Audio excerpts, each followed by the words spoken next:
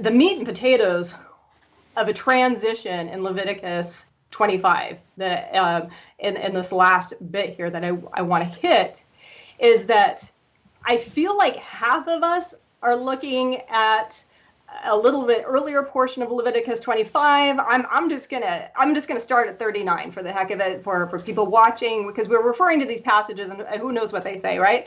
So Leviticus 25:39, it's reading that if any of your fellow Israelites become poor and sell themselves to you, do not make them work as slaves. They are to be treated as hired workers or temporary residents among you. And then they work to the year of Jubilee. They'll be released, go back to their own clans, and to the property of their ancestors. And here's why. Because the Israelites are my servants who I brought out of Egypt, they must not be sold as slaves. Do not rule over them ruthlessly, but fear your God. Now that's great. We just made our point. Done. Christians win. Josh, go home. Bye-bye. So, but wait, right? Record scratch. Let's go on to the very next verse in 44. Your male and female slaves, so don't treat the Israelites like slaves, but your male and female slaves are to come from the nations around you, and you may buy them as slaves. You may also buy some of the temporary residents living around you and members of their clans, and they will become your property. You can bequeath them, not the Israelites, but you can bequeath them to your children as inherited property and make them slaves. But you must not rule over your fellow Israelites ruthlessly. So it sounds as though we're saying you can treat these foreigners ruthlessly, treat them as slaves.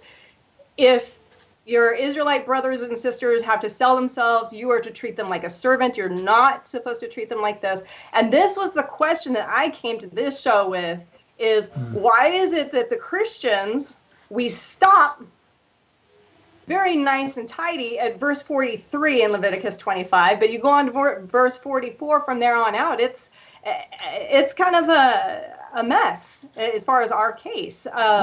But if you have to look at I think the totality of what you see in the holiness code in Leviticus. So, for example, Leviticus 19 says, "Don't mistreat the foreigner. They must be treated as native born. You love them as yourself." Leviticus 24, if you take the life of a foreigner, your life will be put to death. Fellow Israelites are to be helped just like a foreigner. Foreigners are considered vulnerable people that again should not be mistreated. That should be left gleanings, just like the orphan and the widow. So that is a both and though, Fuzz, where it's both and. And what you're saying is true. But you can't. That doesn't wash out everything else that I just said about they can be treated as your property. But I think you've got to read this in that context, right? That to me, what's the distinction here? Because again, the word slave there is Eved, right? And so I see this as describing a lifelong bond service relationship that I see as a form of protection, as opposed to a form of a system that allows abuse. Yeah, I would just say that, look, I think the way I'd respond to that is, again, I think we have to look at this sort of household mentality of, like the passage before, the context here is Israel is no longer the Eved of Pharaoh because they're the Eved of God. They're God's servants. But those who are foreigners are not a part of that system. So they live in this worldly system. And I think sort of it functioned as a sort of a living metaphor to people to say, look, when you serve and live the God of Israel, you no longer serve in these systems that are in the world. And I think that there's a couple passages that maybe amplify. I won't go into all of them, but I know that I lost one little passage I was looking at. I lost the passage, but it talks about foreigners, those who are Eved who have been circumcised could participate in the Passover, but those who were either Sakir, the hired workers, or the Eved, they could not participate in the Passover. So there is this idea that there's a relationship when even somebody who was an Eved, who was a foreigner, could show that they wanted to honor the God of Israel, that they entered into a new relationship and under, so to speak, that sort of protection of Yahweh himself. And so this idea, again, the foreigner, they could become an honored part of the household of Yahweh. I think Isaiah 56 is a good 6 and 7 is a good parallel to that, to think through at least what I see happening here. It says this: and the foreigner who joins themselves to the Lord to minister to him, to love the name of the Lord and to his servants, everyone who keeps the Sabbath and does not profane it and holds fast my covenant, these I will bring to my holy mountain and make them joyful in my house of prayer. Their burnt offerings, a great sacrifice. And basically God says he's going to give them a great name in his household. So I think this idea of slave identity, no longer being identified as a slave within a world system, but under the direct,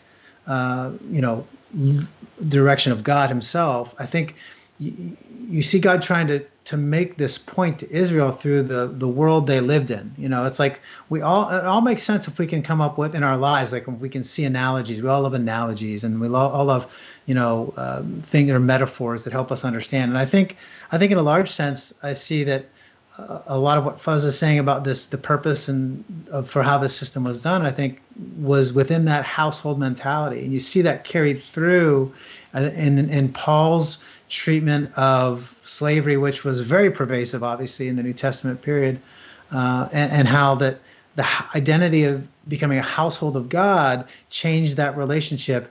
Not that master and slave no longer existed, but the quality of that relationship had to change because they were no longer, your possession. They're possessed by God. And as soon as somebody's possessed by God, then there's a different relationship that exists there. And I think that's Joe, forgive me, but didn't you just make my point?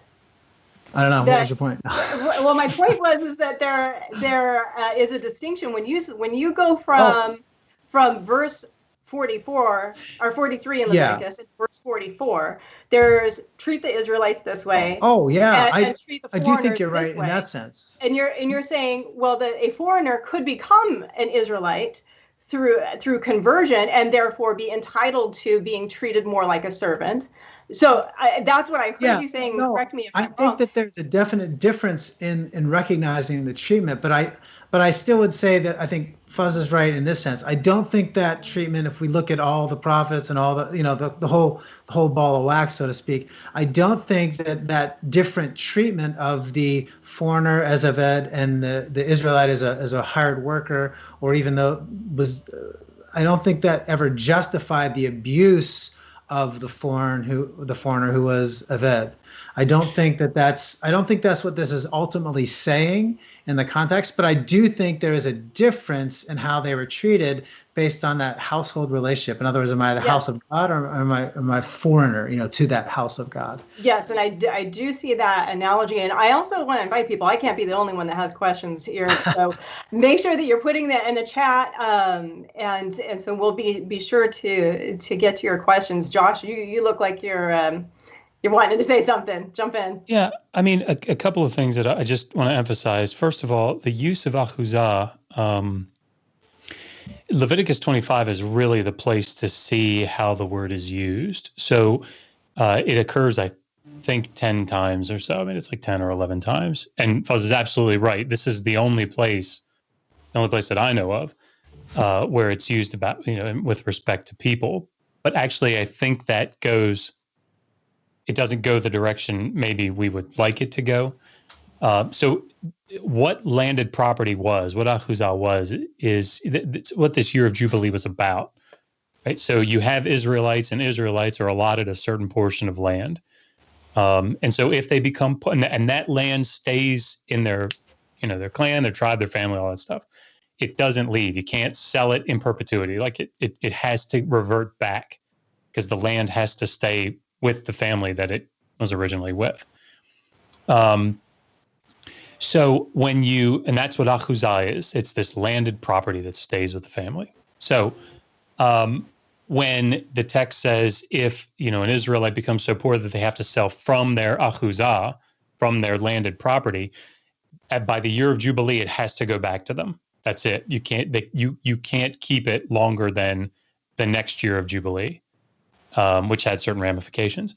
Which means when you come to Leviticus 25:44 to 46, and the foreign slave is called achuzah, they are handed down as if they were landed property.